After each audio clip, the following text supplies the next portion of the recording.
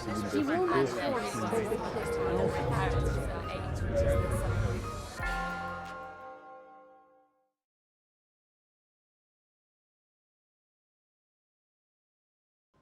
everyone, thank you for coming out today for the annual Weidenfeld debate 2014.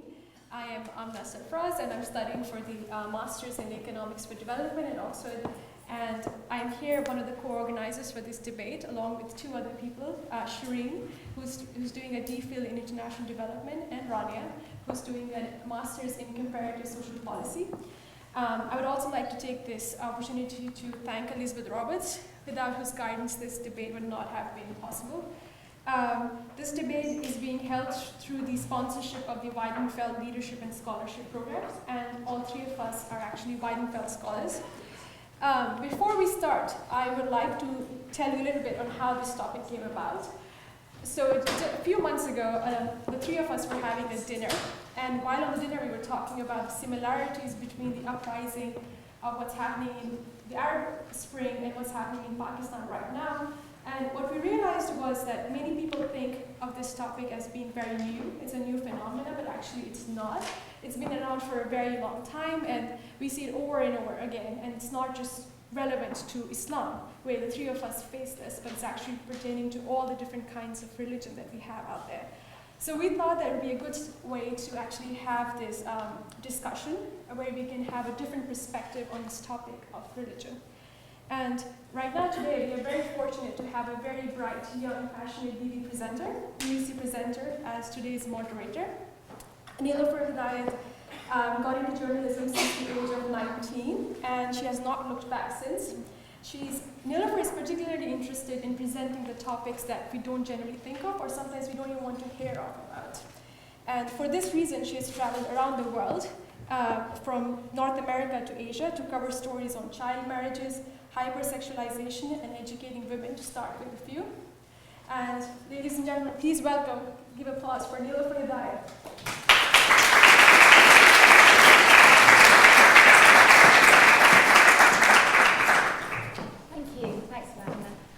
Yes, so I am not 14, definitely older than that. I am allowed to be here, and I'm here, very well.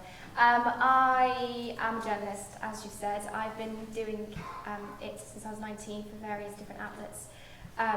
My main areas of interest as well are to do with women's rights and their sort of how women are treated around the world, especially places like Afghanistan, Pakistan, Egypt, Bahrain, all places that I've visited in my career. And the reason I'm here today is as much as it is to hear these fantastic people sitting next to me talk about what they think about the idea, the concept of monopolising God, but also it's to encourage debate and discourse here. So get your questions ready. If somebody says something that you like or don't like, please, we want to hear about it, and we'll have a long Q&A session. Can everyone hear me? Is everyone all right with hearing me? Brilliant. Have you guys all been introduced yet? No. So, should we go? Well, I think you should introduce yourselves. But what I'll start off by saying is we'll have 10-minute sort of pieces by each of the panelists. And then we'll go into sort of a discussion amongst them, and then we'll open that up to the floor. So I'll start off with you, Dr. Monica Toft, if I just give you the microphone. I think. I'm over here, so the slides. So 10 minutes. Okay, so thank you for having me today, Nellie. It's a pleasure to meet you in the flesh. So I'm going to be talking about, this is a debate, and we're in an academic institution, and we're going to debate the 3 Ds of religion and politics. And so basically the general point I want to make is that it's not religion itself. It's actually the politicization of religion. And so the 3 Ds I'm going to take you through, they're based in a research project that I published last year called God-Centered Resurgent Religion and Global Politics, and take you through some of that argumentation, some of the facts, right? So we can debate the arguments and we can debate the facts about whether religion deserves 3 Ds. And so the 3 Ds, they're predictions and suspicions. So the 2 predictions is that religion is disappearing. It was actually supposed to already be gone, according to scholars. The second one is that it's declining, so that even if religious believers are out there, their faith, their intensity, their practice is supposed to be in decline. And the suspicion is that it's divisive, that once you get religion into the public arena, it's going to divide societies, you're going to have war, violence, all that sort of thing. So I'm going to take you through whether that's true. This is a very famous Time magazine. This is a weekly magazine in the United States. It was published in 1966, height of modernism. And it asked the question, is God dead? And the answer was, according to this article, yes, and that God is dead, and if he's not dead, he's dying, quaking in the corner, and any of his adherents are all alone, right, in misery, because there's nobody to share their faith with them. So the question is it the case? So in the book, we actually investigate, is it the case that religion, is the resurgence of religion, is it or is it disappearing? Well, if you look at the number of religious adherents throughout the world, and this is the major religious traditions, this is just data on the 4 largest religious traditions, the answer is no. People who are self-identifying, these are based on surveys, as belonging to one religious tradition or another, has actually been increasing, and it's continued to increase over time. And you can see about the turn of the last century, the 1900s, about half of the world's population identified with one of the larger religious traditions. In Africa, you had animists, they wouldn't have been caught here. And by 2025, there's an expectation that it's going to be upwards 18%, a 28% increase. And it's across all the faith traditions. Similarly, if you look up to the more recent, from 2000 to 2002, there's been proportional increases across all the faith traditions, and this one also includes Buddhists and Jews, even though Judaism isn't increasing as rapidly. In fact, in some places, with intermarriage, Judaism is sort of dying out. Even Judaism is managing to stay alive and increase. So religion is not disappearing. So contrary to the predictions that were made by Time magazine, it's not disappearing. Religious adherents are alive and well throughout the globe and across many religious traditions. All right, so the next question, the second D, is it declining? Well, here it is declining actually in some corners of the world. So this is data. I know these are hard to see. All I want you to see is those red lines showing that across the board in these countries, there's a downward slope. Denmark is this lowly one up here. The poor Danes, anyone from Denmark here? Something like 13% of Danes believe in God, and that's it. So 87% of the Danes do not believe in God. But the point is that in some corners of the world, church attendance, at least, and actually spirituality in God, is declining. And again, you can look at high income and decline of religiosity. This is more of a longitudinal study. That one was a snapshot. And you can see since 1947 to 2001, this is based on Pippa Norris and Ron Inglehart's data. They have some of the best data. They work with the World Values Survey. And what they've shown is that indeed, if you look at high-income countries, as the OECD countries, there's been a decline of religion. But I want you to notice something really important on that left axis, how much it's declined. And actually, I'd make the argument it hasn't declined that much, and it's actually quite surprising. These are the high-income countries that 72%, so in the old days in 47, it was 85%, it's only declined to 72%. So even in high-income countries, you still have high levels of religiosity. It was not supposed to be this way. It was supposed to, first of all, disappear, and then levels were supposed to decline. So if you look at where the most intensive, I'm sure you guys have seen this is Gallup poll. Pew also does surveys like this. The south of the equator, or the southern part of the globe, that's where you see the highest levels of religiosity, but you also see it in the north. And there's a really important outlier, which religious scholars, policymakers have a hard time handling, which is the United States. I'm from the United States, one of the most industrialized countries, the wealthiest countries in the world, high levels of religiosity. 6 in 10 Americans believe that you need to believe in God to be moral. You will not get elected American president if you do not have a belief in God. So is it declining? Well, the answer is mixed. It's yes and no. It is declining in some parts of the world, but I have news for you. That's a very, very small corner of the world, and we're talking about Western Europe. And the reason why the predictions were made was that we had these theories of secularism that were based on the Western world. And all of a sudden, the rest of the world wakes up and we start noticing it, and so now people are talking about multiple secularisms because the Western model is not working. And so the question is, what are the alternatives? And we can debate that. So why no disappearance and limited decline? Well, it goes back to the end of colonization and the failure of modernization. So you had all these colonial regimes, and they didn't deliver basic goods and services to their societies. They were given a generation from about 1940s, end of World War II, to the 60s, but they failed. And who was doing it in the ground? It was actually religious actors, institutions, and networks, delivering medicines, delivering food, and delivering spirituality when those corrupt or atheistic, communist, socialist, Baathist, and to some extent capitalist regimes were not. Second is democratization. It actually allowed for religious actors to come into the fore. And in the 1970s, we saw a wave of democratic states emerge. And the last is globalization, which really took off in the 1970s. And so that's why it didn't disappear, and we have only limited decline. And so modernization, poverty, disease, war, it didn't end. And societies take notice. They're not stupid. And it led to a political backlash, and so they looked for alternative elites to represent them, alternative voices. And religious actors were there in the ground. So, religious actors, they're deliverers, but they're not only deliverers in terms of spirituality, it's very important, but also materially.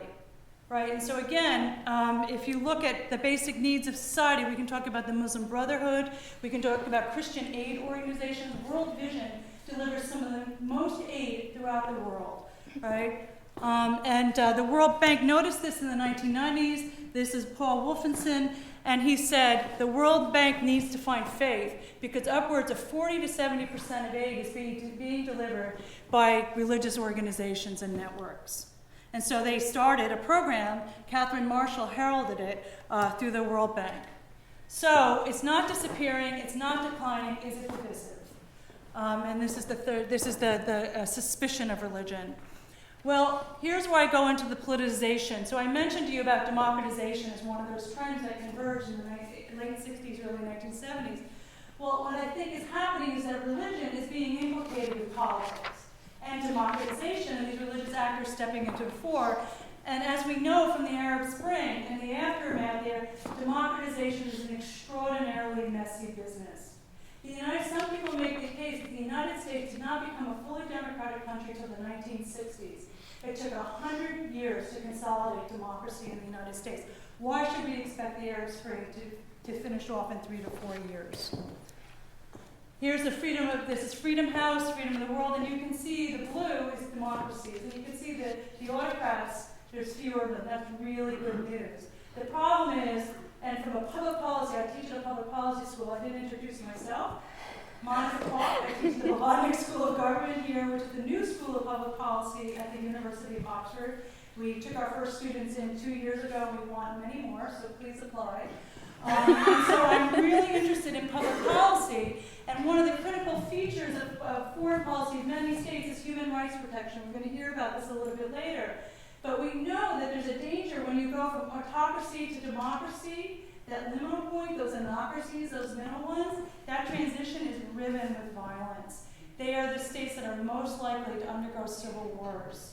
Look what we're witnessing today in the Middle East, the former Soviet space, right? It's those anocracies, that transition where you don't have complete control over the society by militaries of the state, or where you have open liberal principles and people can challenge the state. And so how do you move? Religious actors have been part of that process. And my argument I'm making here is that became implicated in it. So, divisive, yes and no. It turns out if you look at all those cases of democratization, we're talking large-scale democratization, since 1972 there's been 78 cases. Religious actors were significant, positively significant by the way, in 62% of those cases. And it makes sense because religious ideals are about human dignity, the individual. So in some cases they're really bad, Nelly, I know in Afghanistan, but in other cases religious actors are actually there heralding basic human rights. Yeah, I just have a couple more. So, but of course, violence, right? So I study civil wars and violence and terrorism. It turns out that religious civil wars are the most common today. We can look at Syria, Central African Republic. I've done a lot of work on Sudan, and religion is there. That's how the different combatants identify themselves. And then terrorism. Prior to the 1990s, we did not see religiously inspired terrorism. Today, it's the dominant motivation. So you can see again, 1970, boom, religion's hitting. And it's because of this democratization, the politicization of religion. And then if you look at this as suicide terrorism, in the current era, in the last 10 years, it's largely been Salafi jihadists, unfortunately, Islam, who've been responsible for the vast majority of Islamic or suicide attacks. So divisive, maybe. However, I think it's because politics, democratization itself is divisive. So conclusion, here you go. Religion is not disappearing. It may be declining, but only in some parts of the world. And although it can be divisive, I don't want you to forget that there's some great studies showing that the communists and the socialist regimes back in the 20th century were responsible for wholesale killing of large portions of their societies. So therefore, conclusions, 3 is not a fair set of grades. 3 Ds is not a fair set of grades. And here I'm borrowing from Scott Appleby. The record is just far more ambivalent than the naysayers would have us believe. Thank you, Dr. Monica.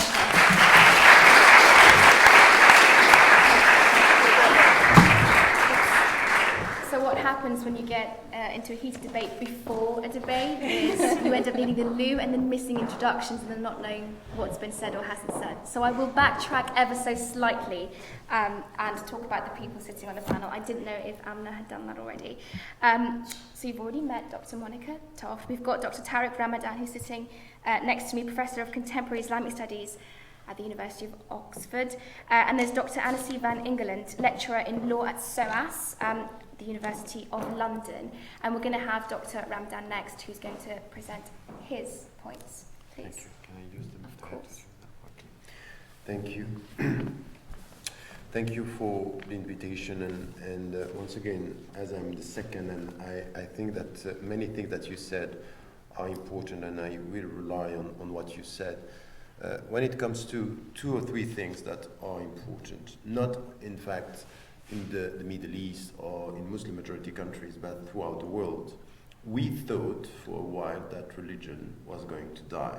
And what we see now is just exactly the opposite. And even in Western countries, if you look at the figures that you just showed, but also, for example, when it comes to practicing Muslims in the West, for a while we thought they are coming to Western countries, they are going to stop practicing their religion, and it's the opposite. And the most important thing is that all the figures are showing that the more practicing Muslims are not the less educated Muslims in the West. The more they are educated, the more they are practicing, or coming back to practice, just to make it clear here. So I think that we need to deal with this, and we need to understand that this is a phenomenon that it's worldwide. Now, it doesn't mean that we don't have a problem, even if we don't go for the 3 Ds.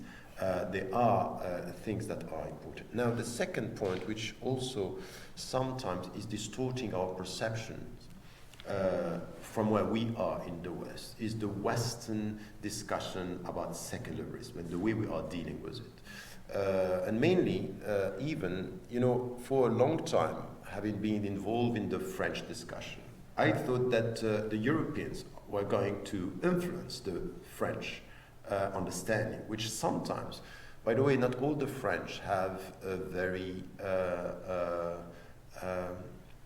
dogmatic way of dealing with secularism, and this picture is wrong. You have some trends that are transforming the secular ideology or the secular legal framework into an ideology and confusing regulation between religions with disappearance of religion, and we don't want to see you. So the less visible you are, the more secular we are, which is completely against the very philosophy of the secular system. It's not about making us less visible, it's making us living together in the legal framework, and this was the perception of what is a neutral public sphere. But we have some secular dogmatic minds transforming this into an ideology, and it's influencing the discourse in other Western countries. I was myself surprised to see people dealing with the new presence of Muslims in the West in a way which is, in the name of our secular system, we want you to be less visible, as if the new presence of new Muslim citizens is threatening the very secular Western system. And I think that this is also something which is important in anything which has to do with politics of religions, because in fact, politics of religions is not only done and used and promoted by religious people, but also secularists in order to gather some forces within the society.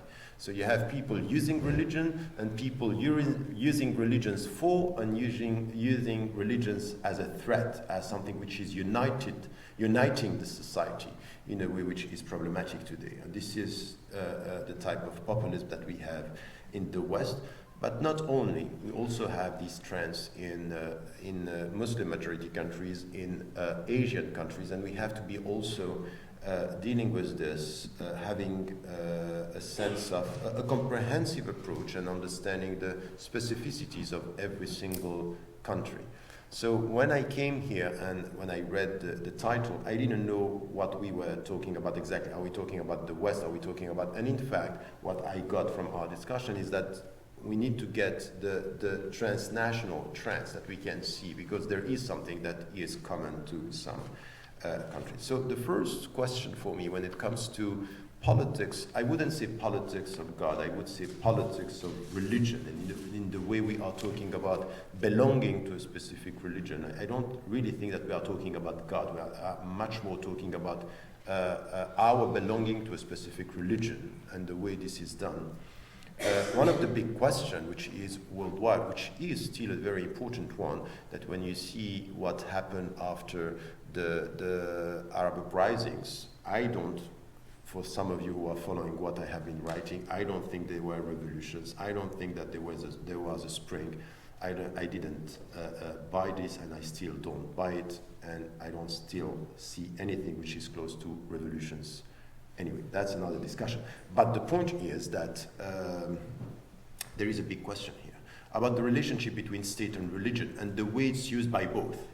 I would say that there is something which is a very smart way of dealing with politics of religion on the secularist side of the equation as much as on the Islamist side of the equation. And you can see this, and this is why we have to understand what we are dealing with. The second point, so the state and religion it's important. I still have 5 minutes or 3 minutes? 3. Okay, I know that you are tough, so I better ask before being cut. So the second is about the notion of freedom here in anything which has to do with the religious discussion, because it's clear that in any religious tradition, we have to deal with what are the limits of freedom.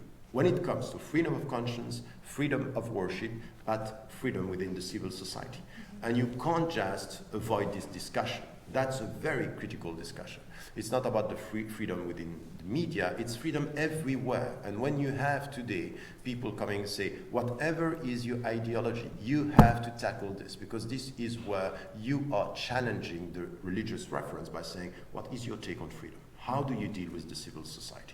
How do you deal with others and pluralism? And I think that this is something that it's important, and especially, and this is my last point, where we are witnessing something which is for me the international disease of the political systems wherever we are, which is the new rise of populism.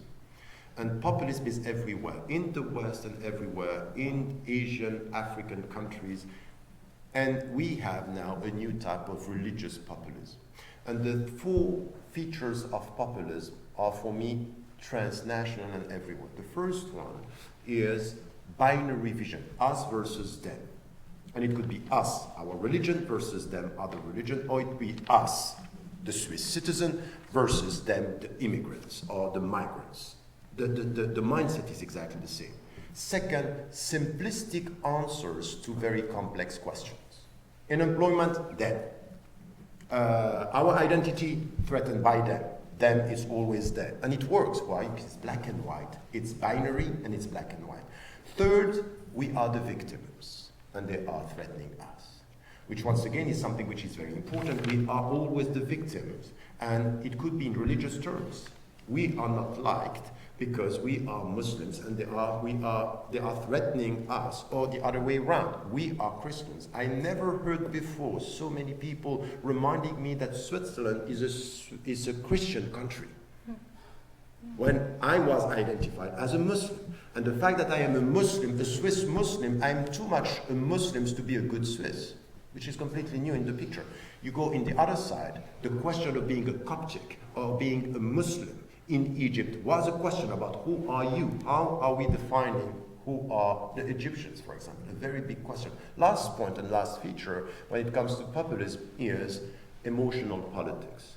When there is a lack of deep ideological take, a vision, politics, when we are not dealing with true politics and ideology, we end up dealing with emotional politics. We are talking to the guts, we are not talking to the minds, and it works. And this is where religious populism is everywhere. We have Salafi trends, we have political Islam, sometimes referring to religion in a very populist way by defining us. And on the other side, in the West, I'm ending, this is my last sentences in my conclusion. On the other side in the West, we have also populists working the same way. So when in this way, we have a kind of instrumentalization of religions. But let me tell you something which is the last word, which is for me very worrying. I'm protecting myself, as you know. So the last thing is this. When you deal with populists, you are not dealing with people who are calculating. The problem is that you have very sincere people who are following the populist leaders. Very sincere people.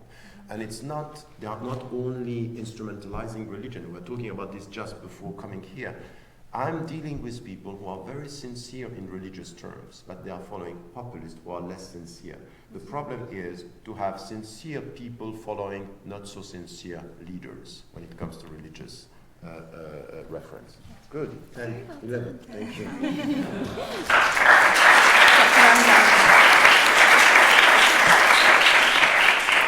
Our final speaker is Dr. Engeland, who's going to have 10 to 12 minutes also. I'm going for the fancy microphone. So it's a pleasure to be here with you this afternoon, and thank you for the Weidenfeld Scholar Program to have invited me, and thank you for the Institute for Strategic Dialogue to have invited me. So my take, and I apologize, this is going to be more legal, so I'm the lawyer of the Assembly, and I'm going to speak about human rights in a different in an environment where the state has monopolized religion, and where the individual organize themselves, whether through civil society or through some form of human agency that could be a sort of social movement, to negotiate within that area where God is being monopolized, and to enter into a dialogue with the state to see how much they can actually negotiate and how much they can get out. So again, my angle will be a legal angle, so I'll look at the law.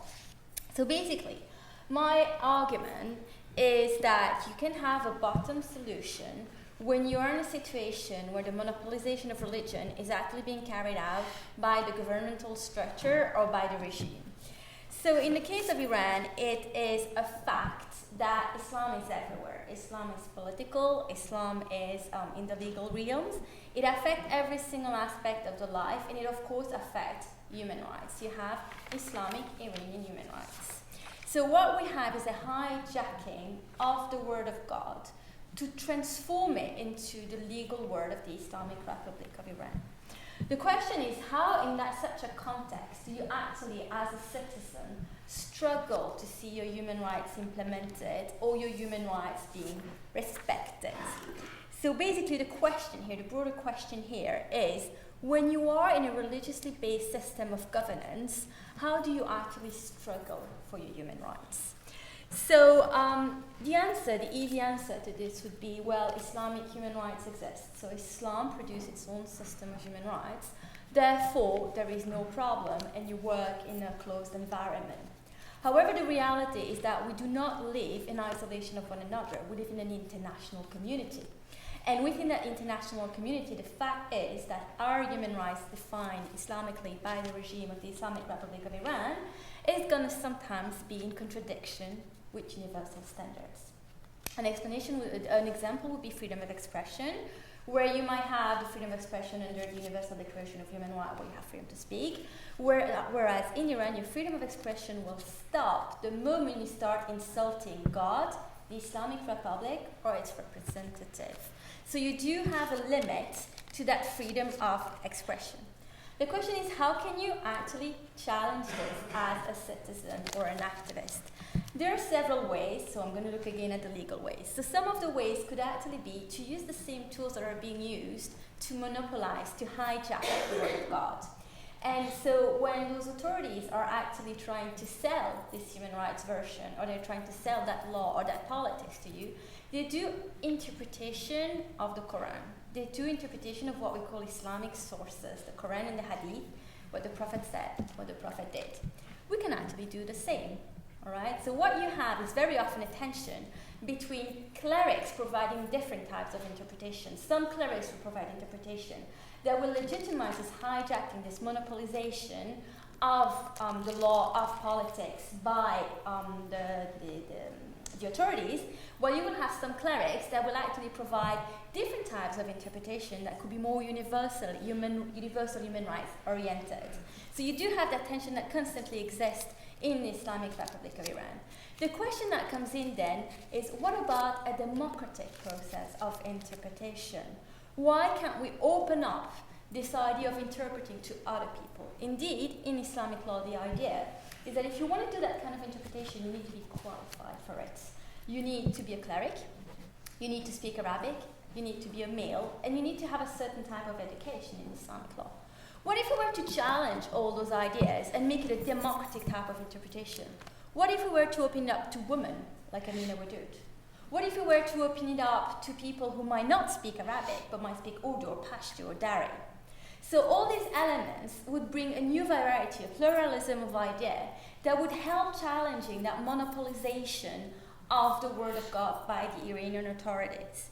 And we've seen it actually happening in the Islamic Republic of Iran in a form of trade-off. So what has been happening is that civil society has actually offered some reinterpretation of these Islamic sources in terms of divorce, children custody, different aspects of the law. Under the period of Khatami, which was the reformist period, a sort of trade-off was established between the system and civil society. And the idea is that the system allowed for those interpretations to exist because it was a sort of safety valve. As long as they let that human rights interpretation floating around, the Islamic Republic wouldn't collapse, which in itself is a sign of weakness from the Islamic Republic of Iran, but that's another issue. So the issue now that we are facing today is that we do not live in that framework anymore since the Ahmadinejad period and the Rouhani period. We live in a different environment where that trade-off is impossible anymore. And this is where we see that the street has taken over through the concept of social movement. What was the Green Movement but a social movement? What happened with the Arab Spring? What's happening in Ukraine? What's happening in Venezuela and Brazil? Are all the street taking on and expressing themselves, the feminists, the Pussy Riots, think about all of them. Those are expression of the social movement, and the Green Movement is part of this. And what the Green Movement has tried to do is to seize human rights and make them real, make freedom of expression real, make freedom of assembly real. The difficulty is that they met with a system of governance that was not Islamic anymore, but that was veering towards dictatorial. And this is where the issues have actually emerged. So the question that I think we could talk about today is this shift that was operated from the civil society to the social movement. Was it at the benefits of the Muslims? Were they actually able to efficiently challenge this monopolization of religion? Thank you.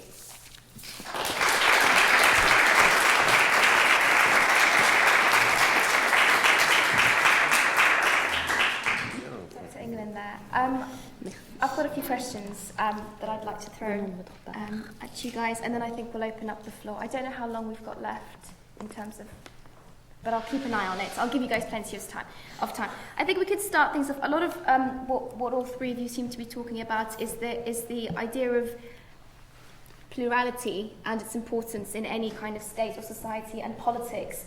So I wondered if we could start off by talking about how religious discourse or the discourse of religion in politics influences plurality and the expression of different forms or ideas of God and that. So Monica, do you want to? Sure. I mean, I really think it depends upon the political system and the nature of the state-church relations. The problem is, and Tariq, I really like this populism idea, because it is sort of hijacking it. It's one interpretation.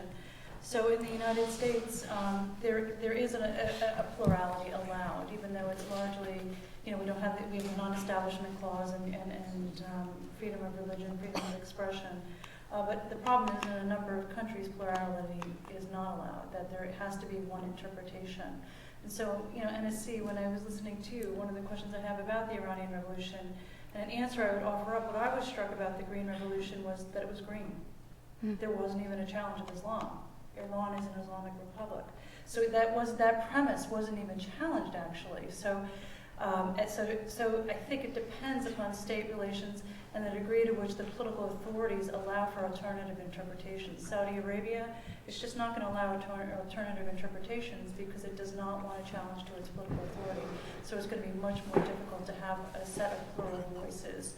So I think if you allow for discourse, if there's more autonomy of religious institutions and actors within a state, yes, you can have plurality. The problem is in a number of countries, the state feels threatened by any other alternative sources of authority, and they're just not going to allow it to happen. So does that kind of add to the idea of religion or the idea of God being a divisive one when it comes to ruling? It can be. I think, again, it has to do with the politicization and the relationship of the state. So an interesting case is China. And so China's allowing for some religions to flourish, right? So people joke that Weber is alive and well in China, and it turns out it's the more evangelical strands that do not have a hierarchy. So you've got a minister who sort of sets up a shop in a storefront and has his parishioners come in, and the Chinese state is not threatened by this because there's no hierarchy, there's no networking, there's no organization. They do not like the Catholic Church. So in a paradoxical way, China's allowing for plurality, lots of pluralities, right? Any pastor who wants to set up shop can. And one of the reasons, by the way, and this is happening in Latin America, is China's discovered, what's China's number one concern today? Economic growth and feeding the middle class. And it turns out why Weber is alive and well is that they're noticing that those communities where there's deep religiosity, they're having more economic might being produced. Right? And so, because the men aren't drinking away their paychecks, it tends to be the men, I'm sorry, men in the room, but the end of male machismo, and this is also in Latin America, right, that the men aren't spending their paychecks, they're being responsible husbands, and for China, responsible workers. So I think it depends not only the state itself, but then also the nature of the religion that's moving in. Dr. Ramadan, I'd like you to possibly come in on this. The idea that the discourse on sort of the idea that essentially language is very important and the plurality within a state is important, but to what extent do you think kind of the religious language or the religious discourse maybe interact with that? It might be, but I think that, I'm sorry, when it comes to religion, the way we are dealing with this, it's a distorted perception, thinking because we are dealing with religion, we are dealing with truth, and we are not dealing with diversity by essence. And I think it's wrong. We are dealing with human beings. And as we are dealing with human beings, it's not only, by the way, I agree with you, it has to do with the state, but not only. It has to do with the minds of the people. Religious or not, the problem of diversity is the dogmatic mind. So you can be an atheist and be dogmatic. So we have a problem with diversity. I met so many dogmatic secularists and they have a problem with diversity. And I met open-minded religious people who don't have a problem with religious diversity. So the problem is the way you read the scriptural sources. So for example, if you are, I'm not representing all the Muslims, but I'm not from the literalist trend, I'm from the reformist trend. And one of the main positions for me is to say there is a diversity of interpretations in Islam. So I don't have the monopoly of the interpretation. Yes, we have the same book, but we have different interpretations. This is true, but if you are a Muslim, or if you are a Sunni or Shia, you believe that that is the literal word of God, and therefore that is the only truth. So I'm kind of trying to understand to what extent does that truth, that singularity, influence kind of discourse in a plural society? Or does it dictate to? No, it depends on the readers. It's the literal word of God. Does it mean that I have to read it literally? That there are many interpretations. So I think that, for example, I'm saying to my fellow Muslims, for example, be careful. One of the great dangers for the future is the division between Shia and Sunni. This is big, and it's going to be instrumentalized in one way or in another by people on both sides and by people outside. And looking at this, which is what is happening now, you see in Iraq, for example. So I would say that it's not because you are talking about God, it's not because you are talking about truth, it's not because you are talking about the book, that you are talking about a single way, a unique way of reading the triple sources. This is one. The second is about diversity, is the state itself. Yes, by the way, the green movement in Iran, when we are talking about green movement, it's not only people who are far from religion. In fact, the resistance in Iran was not a non-religious resistance to a religious state. It was people who were referring to religion, saying the way you are dealing with religion is betraying the first hope of the revolution. So these are religious people as well, dealing with what they think are dogmatic minors, and this way the conservative were dogmatic in the way they were reading the scriptural sources. So I think that there is internal diversity, and it has to do with power, but it has to do with minds. And the problem that we have today, even in Britain, far from religion, is be careful with any ideologies promoting dogmatic positioning in political field or in religious understanding or in ideology. This is the way I would put it. Would you like to comment on this? Yeah, I think you've raised a really important issue, which is this idea of pluralism. And just sticking to Iran, okay, I'm not going to expand on Islam. You do have actually rich pluralism of ideas as long as it remains within the framework of Islam. What is interesting in Iran is what I was talking about, is that this pluralism can come from state, but can also come from actors who are not affiliated with the state. So as a result, you have a lot going on gender equality, for example, from both sides. So it's a multi-level, actually, dialogue, because they do enter in a dialogue, those clerics, when they go to Qom or when they go to other cities, they do talk to each other, and so that's very rich. And I think the point that Monica made is really important, and that actually Tariq was building on, is that the purpose of the Green Movement was not anti-religious. It was because the Iranians had a positive experience of the trade-off I was talking about earlier within a religious boundaries, that with Khatami, that they decided actually that they wanted that back. They wanted to get rid of the Ahmadinejad dictatorial way, and they wanted to go back to this possibility. But would you suggest then, with a kind of idea of divisiveness involved, that to an extent, mixing religion and politics does limit kind of the framework within which plural societies can develop and kind of encourage that development? It depends on what kind of plural society you're looking for. If you're looking at a plural Shia Muslim society, Iran is ticking all the boxes. But the issue is that then you don't have the Sunni, the Catholics, all the other religions or ethnic groups that are not included. So the issue is for countries that are Muslim majority country, how to actually accommodate other religions. And there we can look at Malaysia and Indonesia, I guess. I think what we'll need to talk about now is to understand what it means. Dr. Ramadan, you talked about a neutral public sphere and the idea that that's kind of important when you're talking about religion, and you spoke about France. I'd like to kind of pick you up on that. What do you mean by a neutral public sphere, or what does that happen? How do you negotiate sort of religion within this neutral public sphere? And I'd like to talk about, I think, America, the Americans, the French, and the Danes, in particular, because I think they've got very distinctive ways of negotiating that. Yes, in fact, what I was saying is that at the beginning, the secularization was heading towards this. We need a neutral public sphere where no religion has the authority of others. So it's where we are all living together, I don't buy the idea that in any society there is something called a neutral space. I'm saying that any space is full of visible signs of this diversity. And for me, the public sphere should not be neutral with no signs, but plural with a diversity of symbols. So this is why, for example, when in my country, Switzerland, we had a vote, and then for 4 minarets, the decision was to change the constitution and saying that you cannot build minarets because this is against the Swiss culture and against our neutrality. Say, what are you talking about? There are churches everywhere, synagogues everywhere. So in fact, your neutrality is what you are used to see.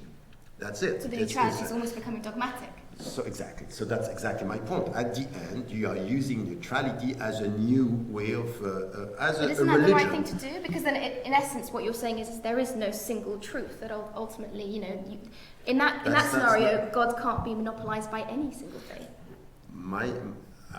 These are two different discussions. I would say when it comes to the public sphere, what I think it's important is today to acknowledge the fact that in any society, go to India, go to any Middle Eastern countries, come here, we need to acknowledge the fact that pluralism means that at the end you will have the symbols and the signs of all this diversity, and you have to get used to this. To try to say, for us to live together, disappear, I'm saying the only accepted Muslims, and it's an invisible Muslim, is not going to work. It's not going to work because by definition, if you don't see my religious symbol, you are going to see my color. And when I arrive at the border in Switzerland, the way they look at me, I can understand that they doubt my Swiss passport and they have to check it twice.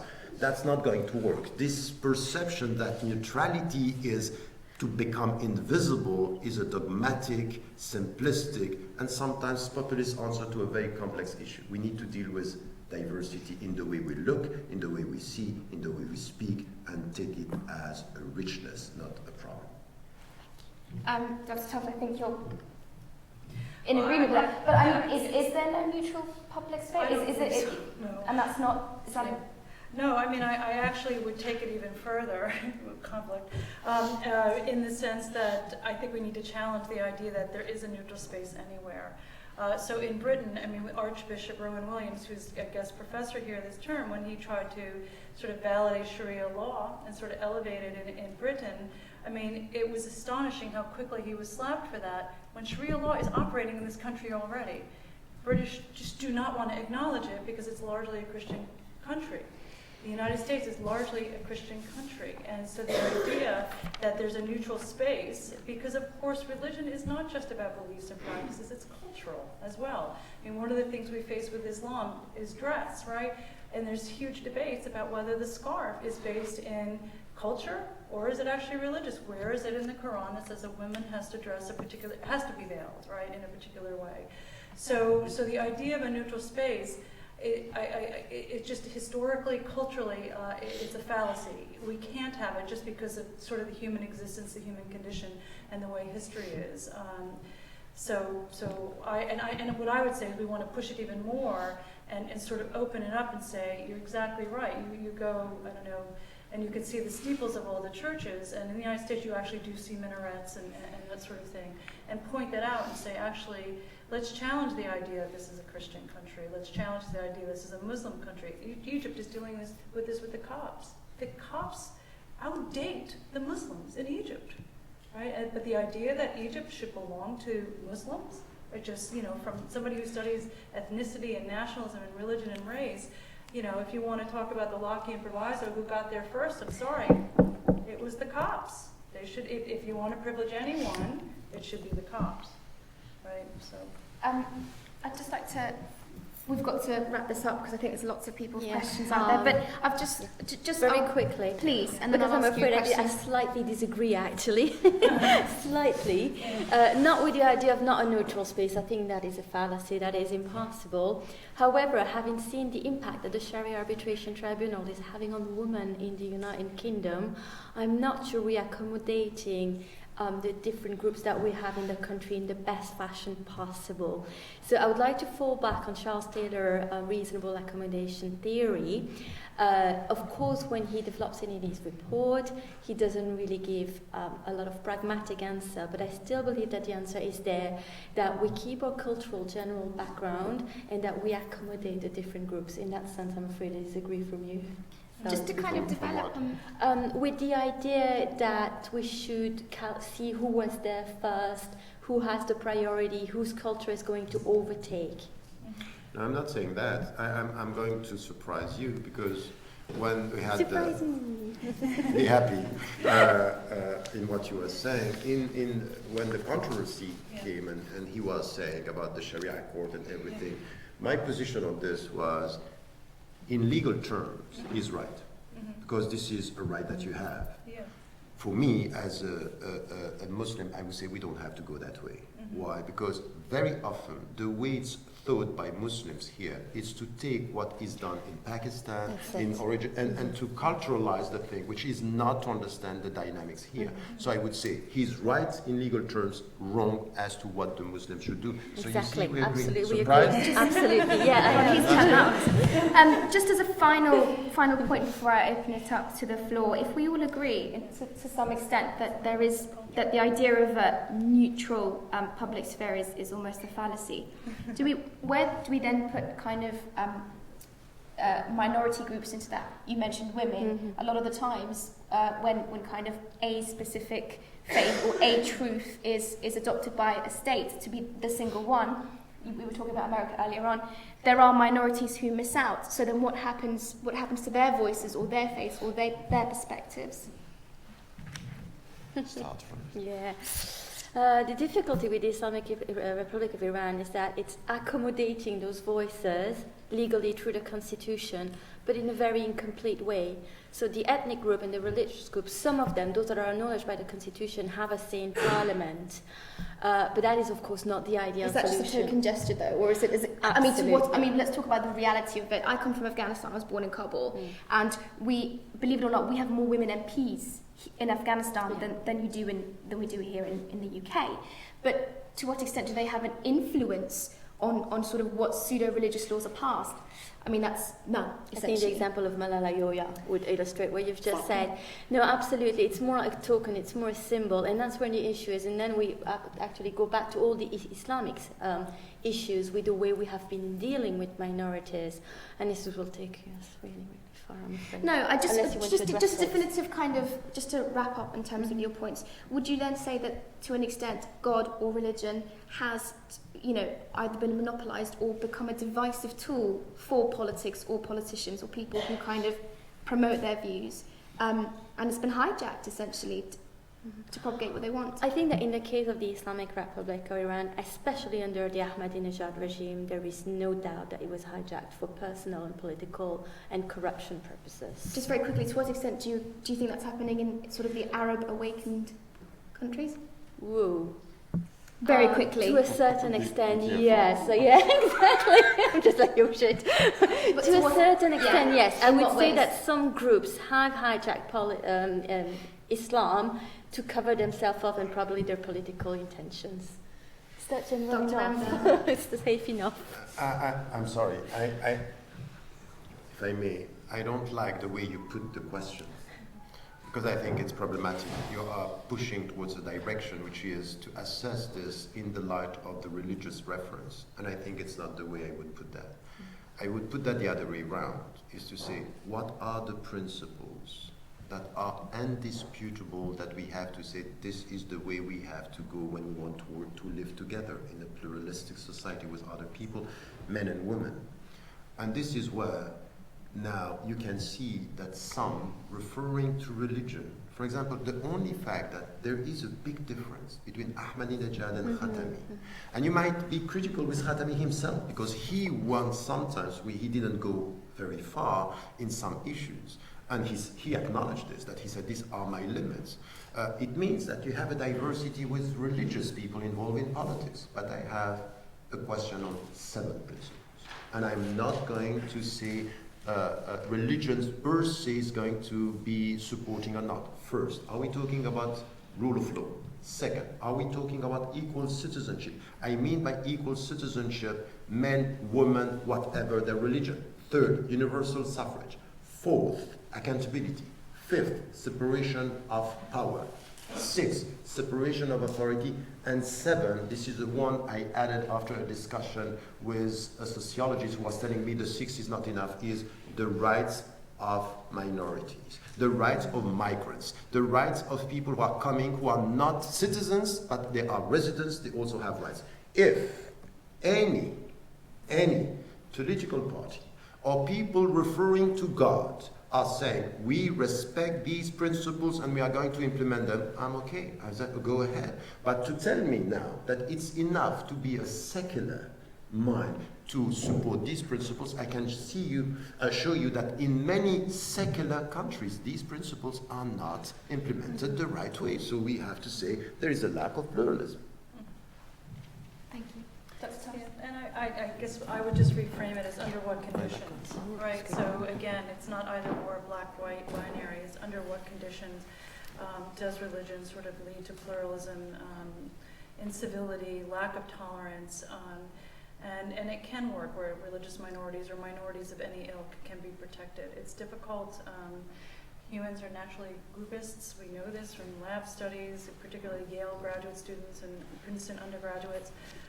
But that's where you have to have institutions that sort of shame or perhaps make certain practices illegal. But it's possible, it's just extraordinarily difficult. So I would put it under what conditions is it that minorities can get protections, or at least, the 7 conditions that actually make them equal citizens. You spoke about America, you spoke about kind of beforehand. This was the debate before the debate. We were speaking about sort of the Bush administration and how the religious rights were having an impact on politics and the policies of what was happening in America during the Bush administration. So is that a neutral space? If not, then how is religion being, or how is politics almost being used to kind of further religious aims? Well, in that case, it's the way in which the American electorate works, which allows for their voices to be heard and to have some semblance of political voice. It wasn't the only voice. There was pushback. It was the loudest voice. Pardon? It was the loudest voice. It was the loudest voice. And George Bush, by the way, he personally believed this. He was a very, very committed Christian. And for at least the first administration, it did have a very powerful voice. It influenced U.S. foreign policy and, of course, American domestic policy when you think about abortion rights in the United States. And actually now what you're seeing is it being pushed down to the state levels, where the fight is no longer happening at the federal level, it's happening at the state level. But then what you have is other voices, during the Bush administration, it wasn't minority voices, but a plurality of voices saying, absolutely not. In the United States, the Constitution defends against the privileging of one faith and freedom of expression and freedom of religion. And so in the case of the United States, yes, religion was sort of pushed in the public arena, but then there was absolutely pushback because the alternative voices could be heard. And it wasn't just non-religious secular voices. There were religious adherents or people who were deeply committed Christians who said, I don't believe that my faith should be public, actually, that my morality should not be determining other people's morality. So it wasn't just pushback from non-religious seculars, atheists, agnostics. It was also other religious people. So I think it's, again, back to the framing of it. It's under what conditions. The American polity does allow for other political voices to be heard and to be elevated. But unfortunately, in many countries, it does not. So I've got a whole bunch of questions about the language of politics, religion, the renaissance of religion within young people of various communities, but I'm not going to ask any of that because I think it's time you guys had your say. We've got about 20 minutes for people here to kind of put questions to the floor. Does anybody have one?